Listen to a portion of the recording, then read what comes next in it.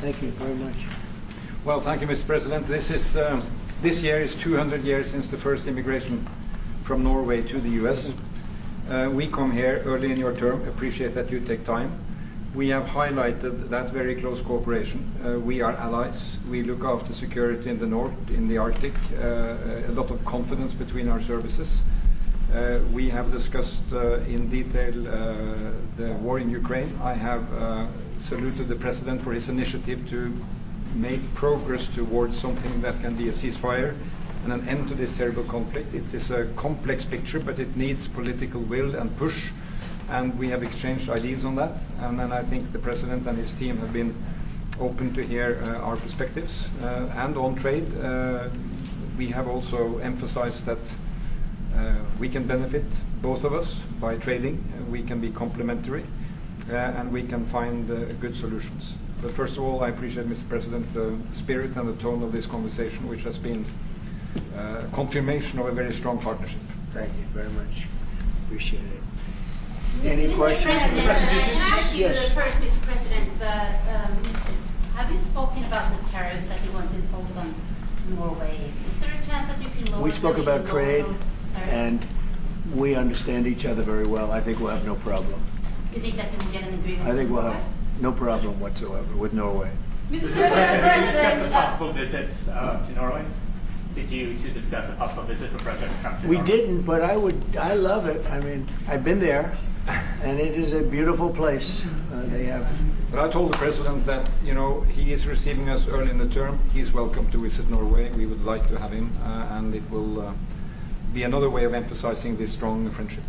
Mr. President, Norway has been a staunch supporter of Ukraine Yes. since the Russian invasion in 2022. Has something been discussed here today that may have altered your views on things? No, we want to, very simply, I have no allegiance to anybody. I have allegiance to saving lives, and I want to save a lot of lives. A lot of young people, mostly young people. It's the war. It's the soldiers, and if we can do that, also, as you know, I got started because the money that's been spent on this war is insane. It should have never happened, and it would have never happened if I were president. But Biden spent $350 billion on this, and it's a shame, and that's what got me involved. And then I looked at, and I see the results. It's horrible. It's a killing field. 5,000 soldiers a week on average, and we want to stop that. We both want to stop that for a lot of reasons, but I would say that is my number one reason. Do you think that Russia, that we will get Russia to accept a deal that also Ukraine and Europe is willing to accept? I think so, yeah. I do. I believe they will accept, and I think we're going to get this over with. I hope so, soon. Go ahead. Continue to lack support from NATO allies in your goal of obtaining Greenland. How will you proceed if you don't get that support? Well, Greenland's going to be interesting, but that's for another day. I think we need that for international peace. What are you expecting of your And if you allies? don't have that, I think it's a big threat to our world. So I think Greenland's very important for international peace. Yeah, please, go ahead. Mr. President, this morning in a Truth Social post, you used the words, Vladimir, stop. That seemed like a slightly different message, a personal message. What is your level of frustration with President I didn't Putin like at this last point? night. I wasn't happy with it. And we're in the midst of talking peace, and missiles were fired. And I was not happy with it. That's what I meant, and that's, you know, what it is. I assume that's what you mean. Sorry, Yeah, if I the assume. bombs keep falling, will you consider additional sanctions toward Russia, or what will you do if President Putin... I'd rather answer that question in a week. I want to see if we can have a deal. No reason to answer it now, but I won't be happy. Let me put it that way. Things will happen. Mr. President, why are you not putting more pressure on Russia? I know a lot of Europeans. Putting a lot of pressure. You don't know what pressure I'm putting on Russia. They're dealing. You have no idea what pressure I'm putting on Russia. We're putting a lot of pressure. Can you maybe tell us then what kind of We're putting a pressure lot are of you pressure on Russia, and Russia knows that, and some people that are close to it know, or he wouldn't be talking right now. The Prime Minister understands that better than anybody. He wouldn't be talking right now. He's talking, and we're putting a lot of pressure. I think he wants to make a deal. We're going to find out very soon, but it takes two to tango, and you have to have Ukraine want to make a deal too, and they're being hit very hard, and I do believe they want to make a deal. Mr. President, Mr. Prime Minister, if I may. You said that the Ukraine have to give some territory to win peace, among them Crimea. Do you stand by that? And I know that the former NATO General Secretary today has told you that he does not agree, and he believes in territorial integrity of the Ukraine. How will you deal with that with your allies? And do you stand by that Ukraine have to give? Former Secretary General happens to be right here, you know, so they can't put words in his mouth. He's been a great general, frankly. It was because that's what you are. Really, you're a general. But he's been a great Secretary General. We had a tremendous relationship, very successful, and I think he could speak for himself. He's right here. But do you still agree that Ukraine have to give some territory away to win peace? Well, it depends what territory. They've been fighting. They've lost a lot of territory. We'll do the best we can, working with Ukraine. We'll do the best we can. But they lost a lot of territory. When you say Crimea, that was handed over during a president named Barack Hussein Obama. That had nothing to do with me, Crimea. That was 11 years ago with Obama.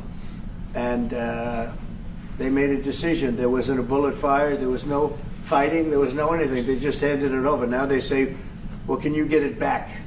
I think that's going to be a very difficult thing to do. That was given by Barack Obama when he was president, not by Donald Trump. Thank you, Mr. President. You had a long You have meeting, a peace Mr. proposal President. that you put on the table. It's a 30-day ceasefire proposal. Your national security team presented it to both Ukraine and Russia.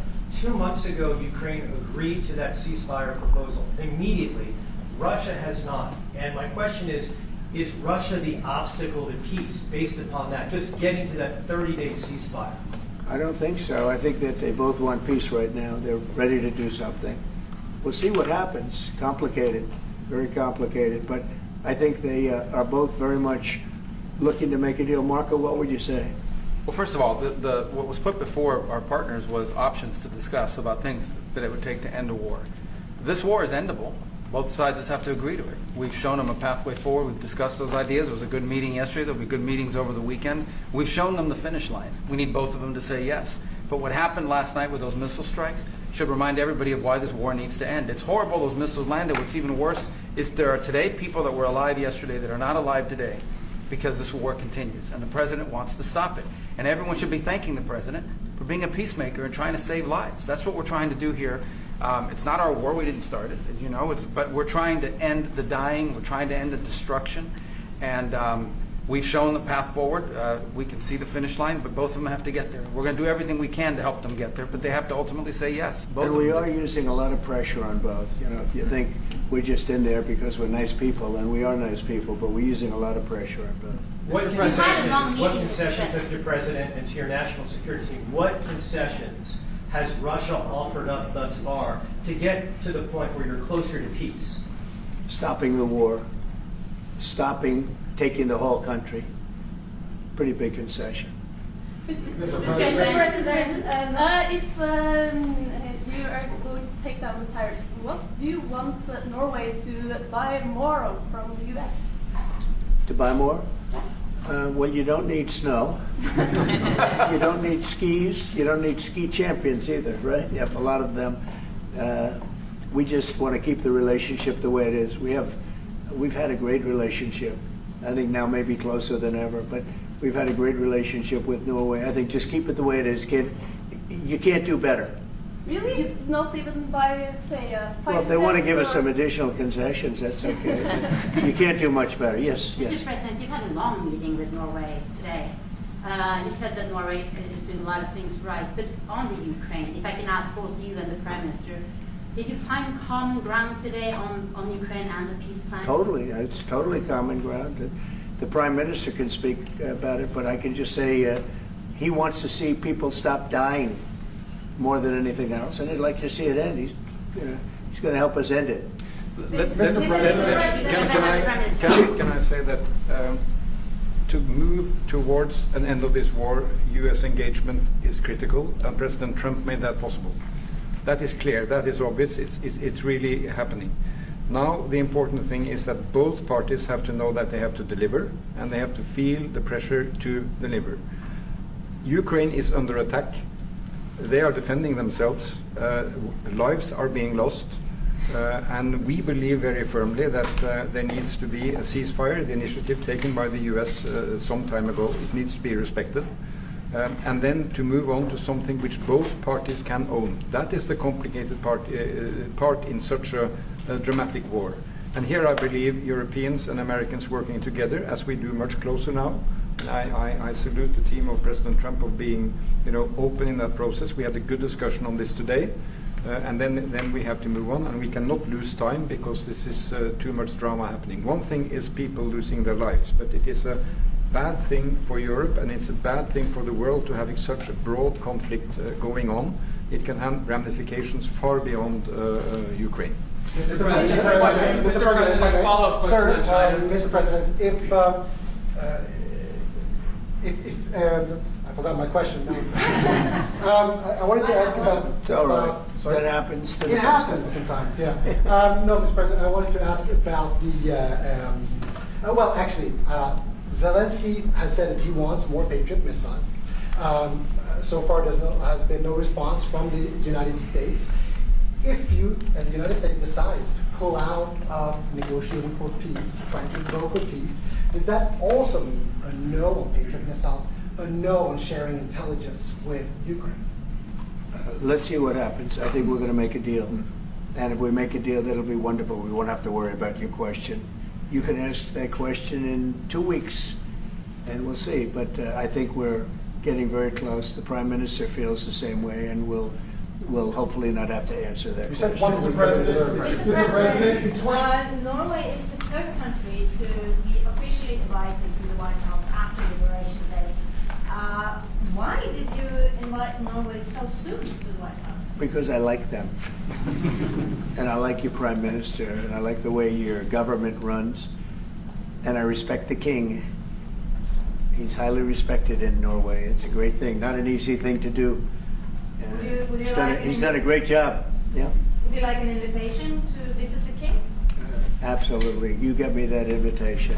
I just told the President he's welcome to visit Norway. President Trump, first like farming You said before that you like the Norwegian petroleum fund, and I'm wondering if that has been up for discussion today, the way that we have structured our money and whether.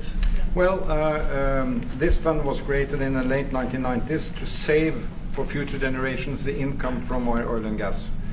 Norwegians should continue to work as hard, dedicated, innovate and move forward, despite having these incomes, which we happen to be in the period of our history where we can harvest, and we have transferred that into investments, half of them, by the way, here in the United States.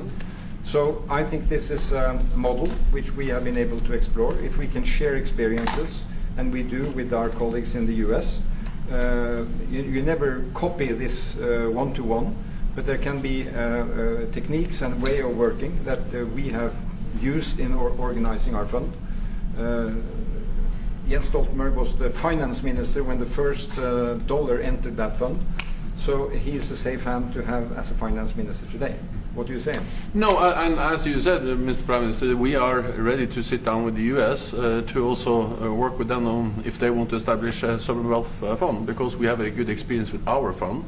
And I think that one example of how we work together with the United States is that half of the fund, close to $1 trillion US, are invested in the United States, mainly in equity, but also some in fixed income, including government bonds. So this is an expression of trust in the United States, expressed by the strong investment of the sovereign wealth fund.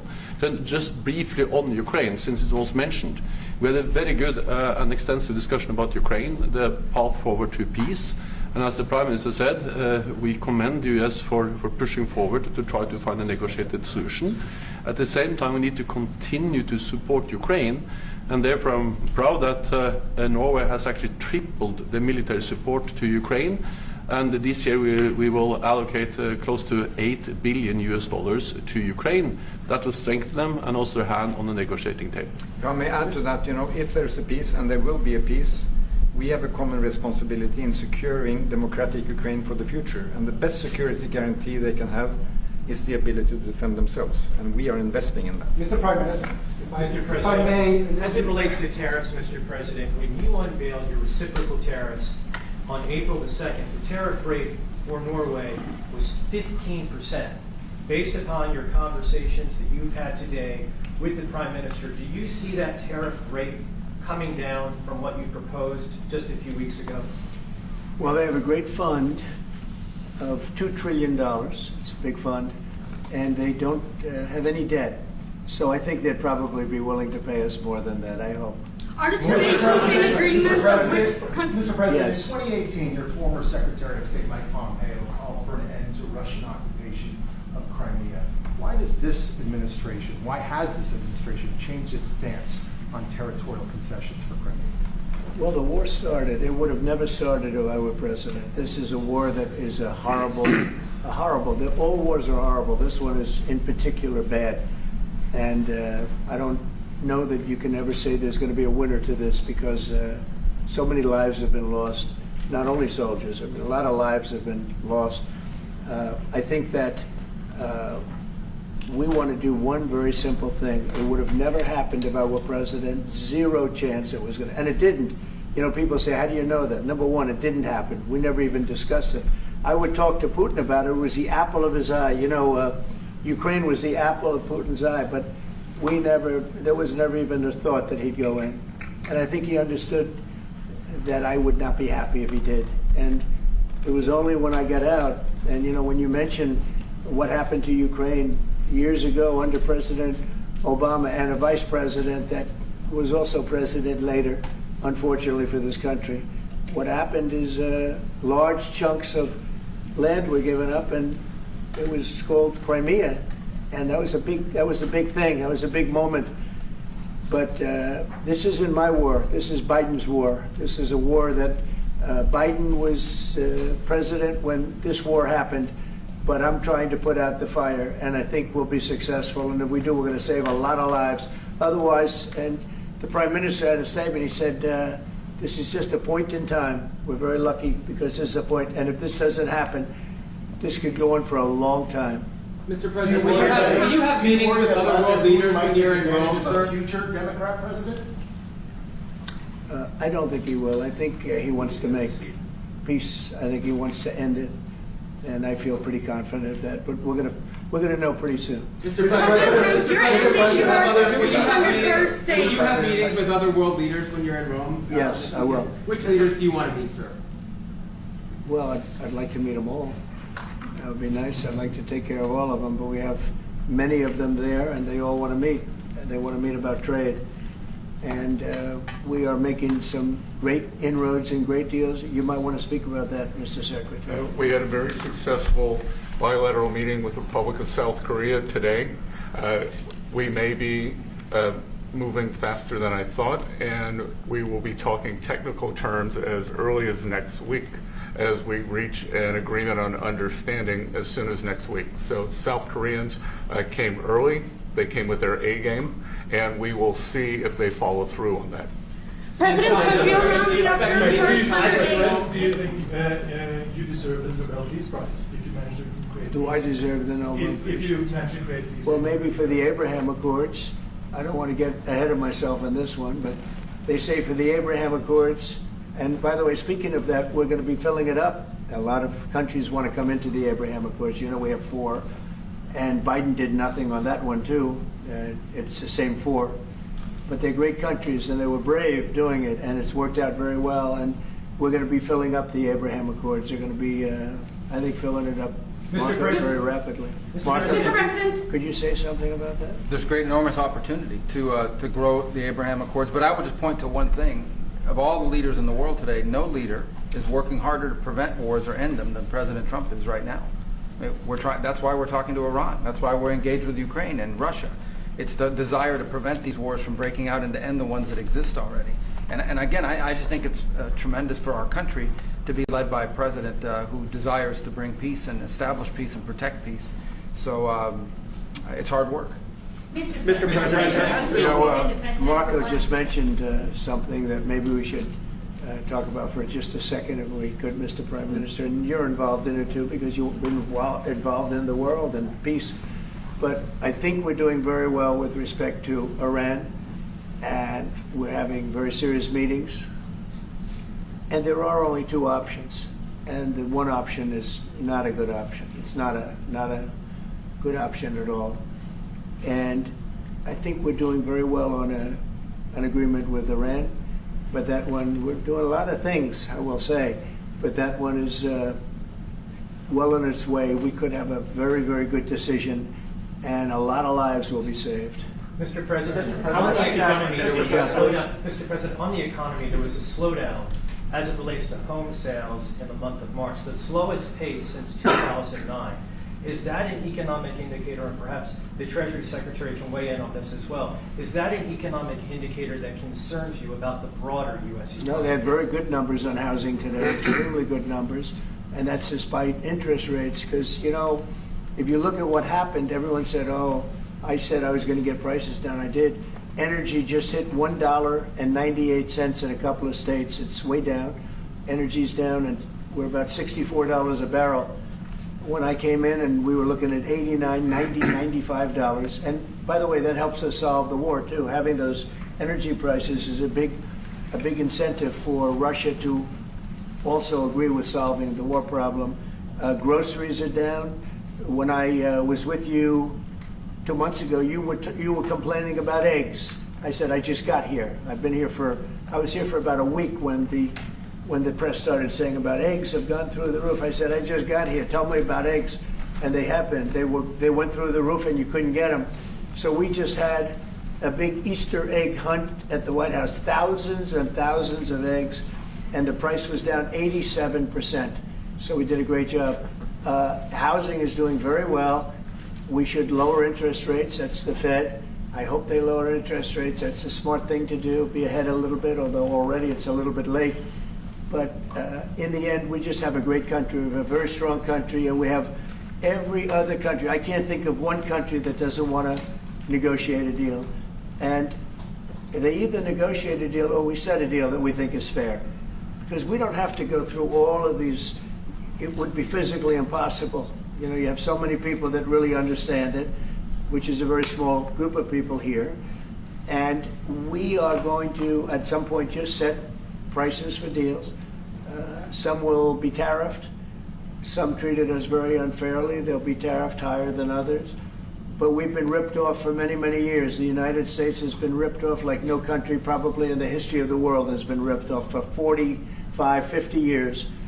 And countries have gotten rich by doing that with the United States. We've taken care of their militaries, and military is another subject we talk about. We're not going to make that subject to any of the deals, but you know the same countries that I do, where we virtually take care of their military, and then don't get treated fairly on trade. So the people, and I don't blame those countries, I blame the people that sat at that beautiful desk right behind you, because those people didn't do the job for this country, and they let us lose $4 billion a day on trade. We were losing $4 or $5 billion a day on trade when I got here, and now we're going to be much better than breaking even, and we're going to be making $4 or $5 billion a day on trade. So, but I don't blame any country, not the worst of them. And we were abused by countries. I blame the President of the United States that happened to be sitting when these deals were made. Disgraceful. When I was here, we had a great 4 years. We had the most successful economy in the history of our country, my first term. And we were very tough on trade. And with China, as you know, they paid hundreds of billions of dollars in tariffs. But nobody else ever did that. China paid not 10 cents to any other president. And but not only China, virtually every country got away with murder. And we just can't let that happen. Thank you very much, everybody. Thank you very much. Appreciate it. Thank you very much. Thanks, everybody. Head out. Please start moving. Thank you. Thanks, everybody. Thank you, press. Head out. Let's go. Thank you. Keep going.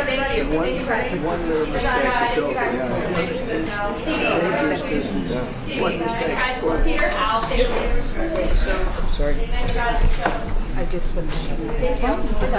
Thank you, thank you. Thank you. No more photos. Thanks. Keep moving. We're done. Sir, we're done. Thank you, press.